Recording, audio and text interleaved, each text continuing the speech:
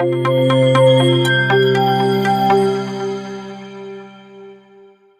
guys, welcome to Maths Academic Point. Today we are going to do MCQ questions of class 10th chapter 15 probability. Here's our first question.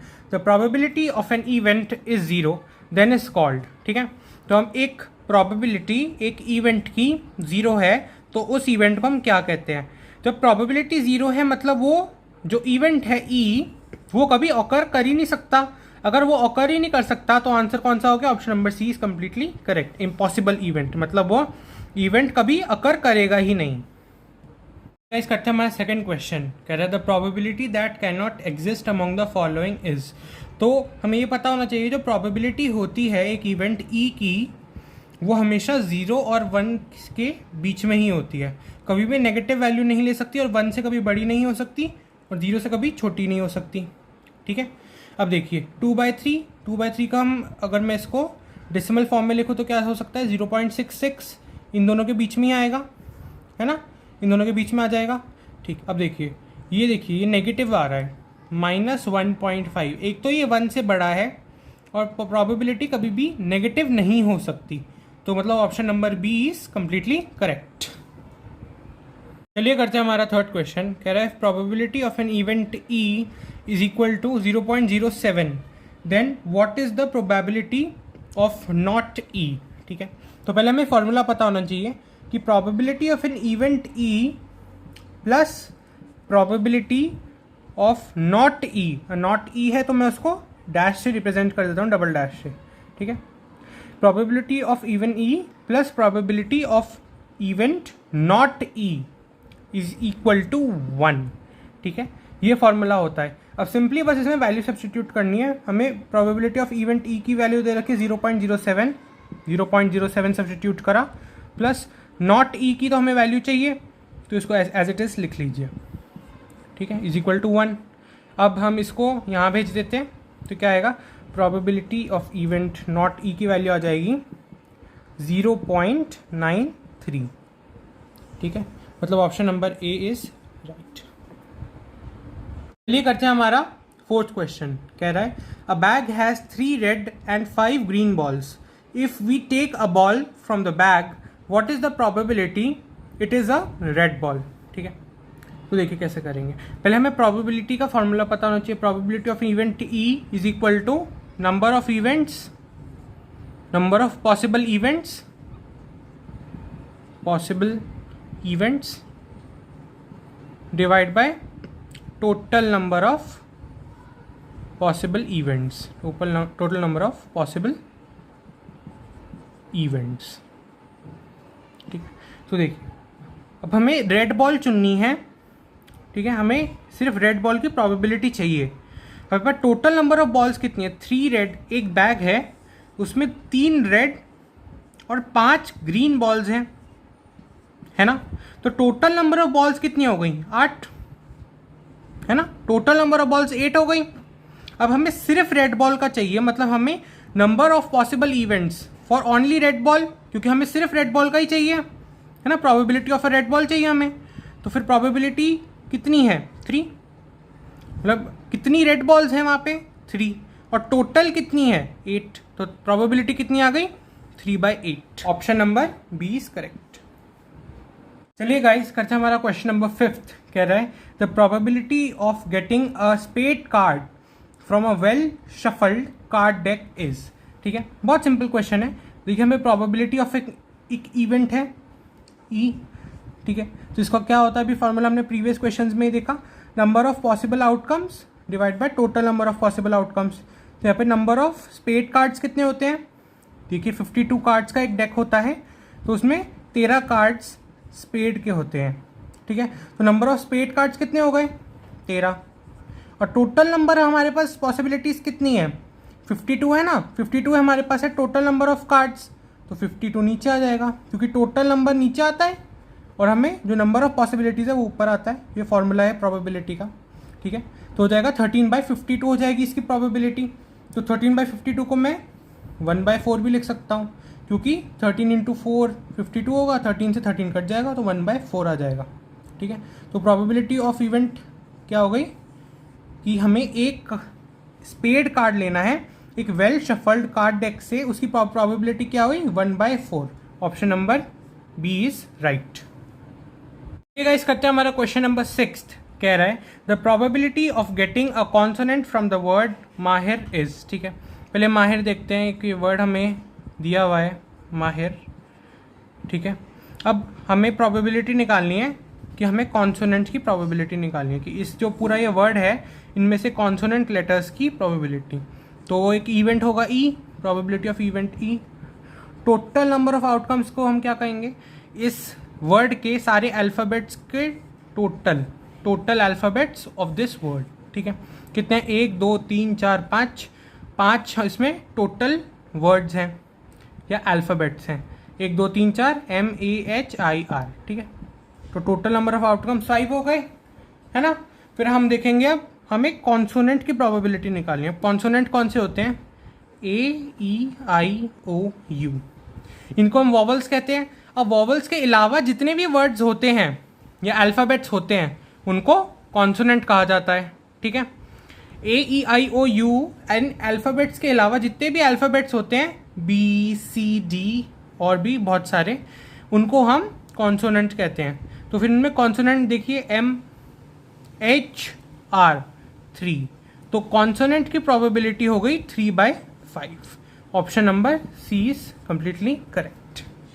Guys करते हैं हमारा question number 7। कह रहा है 3 coins are toss simultaneously, the probability of getting all heads is. ठीक है, पहले ये बहुत सिंपल क्वेश्चन है। देखिए हमारे पास 3 कॉइन्स हैं। ठीक है, एक कॉइन में एक जगह हेड होता है और एक जगह टेल होता है ना। तो फिर तीनों की प्रोबेबिलिटी क्या बनेगी, अब ये एक सेट बनेगा, इसको मान लीजिए आर सेट। अभी आपके सिलेबस में है नहीं, 11th क्लास का टॉपिक है सेट।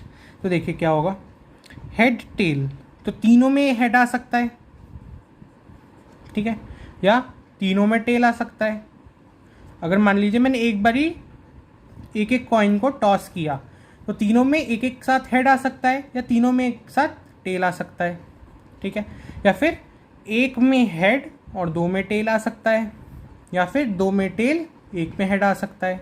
ठीक है, और क्या हो सकता है, और 1 में हेड 1 में टेल और 1 में हेड आ सकता है, मतलब इसमें हेड आ गया, इसमें टेल आ गया, इसमें हेड आ गया। ठीक है, और सिमिलरली इसमें टेल, बीच वाले में हेड, इस वाले में टेल, इस वाले में मान लीजिए हेड आ गया, इसमें टेल आ गया, इसमें टेल आ गया।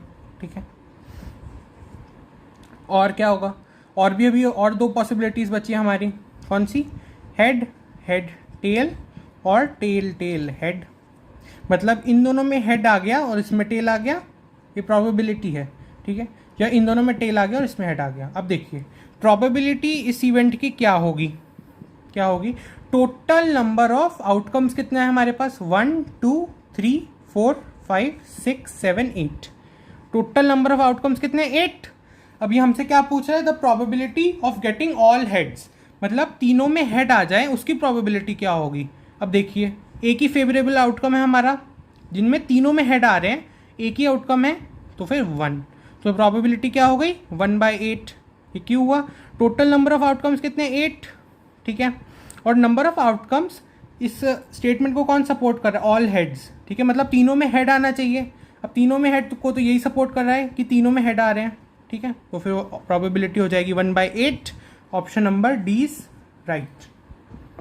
चलिए गाइस करते हैं हमारा क्वेश्चन नंबर 8। कह रहा है 1 card is drawn from a well shuffled deck of 52 cards, the probability of getting a non face card is. ठीक है, तो प्रोबेबिलिटी क्या होगी एक नॉन फेस कार्ड की। ठीक है, तो फिर हमारे पास टोटल नंबर ऑफ आउटकम्स कितने हैं, 52। टोटल नंबर ऑफ आउटकम्स है हमारे पास कितने, 52। प्रोबेबिलिटी का फॉर्मूला ही क्या होता है, फॉर्मूला होता है number of outcomes divide by total number of outcome. तो टोटल नंबर ऑफ आउटकम हमें दे रखे हैं वेल शफल्ड, क्योंकि एक वेल शफल्ड कार्ड के डेक में टोटल नंबर ऑफ कार्ड ही 52 होते हैं, ये हमें दिया भी हुआ है। ठीक है, तो 52। अब हमसे क्या पूछ रहा है ये, the probability of getting a non face card. तो पहले हम देखते हैं कि फेस कार्ड कितने होते हैं। देखिए एक वेल शफल्ड कार्ड के डेक में total number of face cards होते हैं 12 होते हैं total number of face cards, और यह है टोटल नंबर ऑफ कार्ड्स। अब देखिए अगर मैं एक जो टोटल नंबर ऑफ कार्ड्स हैं और जो फेस कार्ड्स हैं, अगर मैं वेल शफल्ड के जो टोटल कार्ड्स हैं उनको फेस कार्ड से सब्ट्रैक्ट कर दूँ तो मुझे नॉन फेस कार्ड्स का मिल जाएगा कि मतलब 52 कितने हैं टोटल नंबर ऑफ कार्ड्स और 12 क्या है फेस कार्ड्स। अगर मैं सब्ट्रैक्ट कर दूँ ये तो क्या आएगा 40, तो ये 40 क्या है, ये 40 नॉन फेस कार्ड्स हो गए, है ना। 52 में 12 के अलावा सारे नॉन फेस कार्ड्स हैं 40, तो ये हो गई हमारी प्रोबेबिलिटी। अगर मैं ऊपर और नीचे 4 से डिवाइड कर दूँ तो क्या आएगा 10 डिवाइड बाय 13, तो probability of getting a non face card is 10/13, option number B. चलिए गाइस करते हैं हमारा 9th क्वेश्चन। कह रहा है a game of chance consist of spinning an arrow which is equally likely to come to rest pointing to one of the numbers 1, 2, 3 से लेकर 12, then the probability that it will point an odd number is। ठीक है, देखिए game है chance का जिसमें एक arrow है, ठीक है।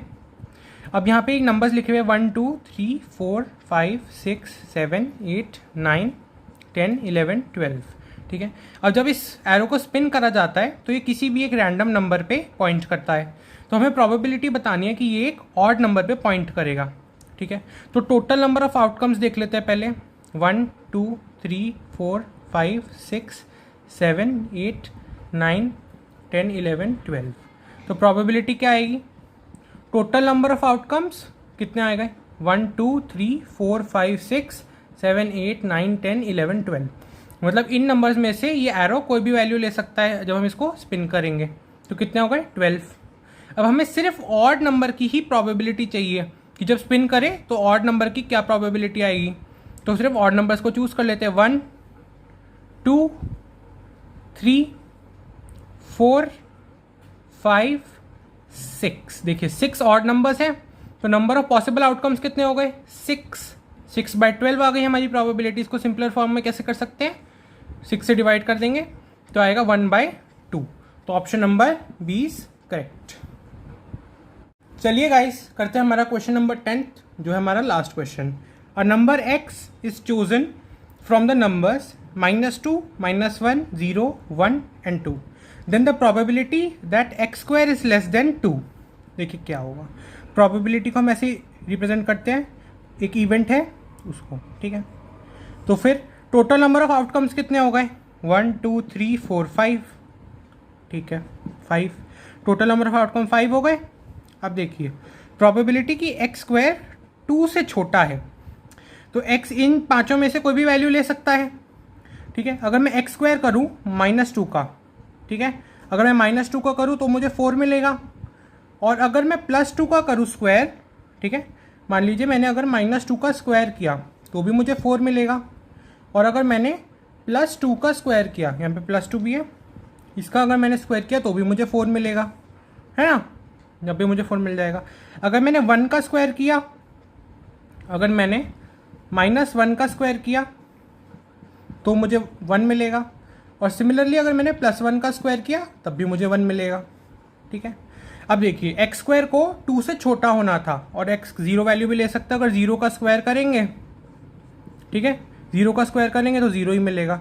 अब देखिए जब x की वैल्यू 0 है और -1 और 1 है, तब जो हम x का स्क्वायर कर रहे हैं वो 2 की वैल्यू से छोटा ही आ रहा है।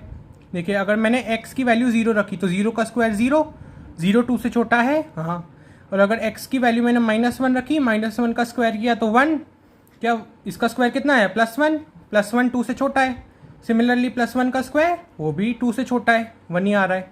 तो टोटल नंबर ऑफ आउटकम्स तो हमारे 5 हैं, पर नंबर ऑफ पॉसिबल आउटकम्स कितने हो गए, ये 1, ये 2, ये 3, तो ऑप्शन क्या आ गया 3/5 आ गया हमारा correct answer. Option number C is correct. If you like the content, please hit the subscribe button. Thank you.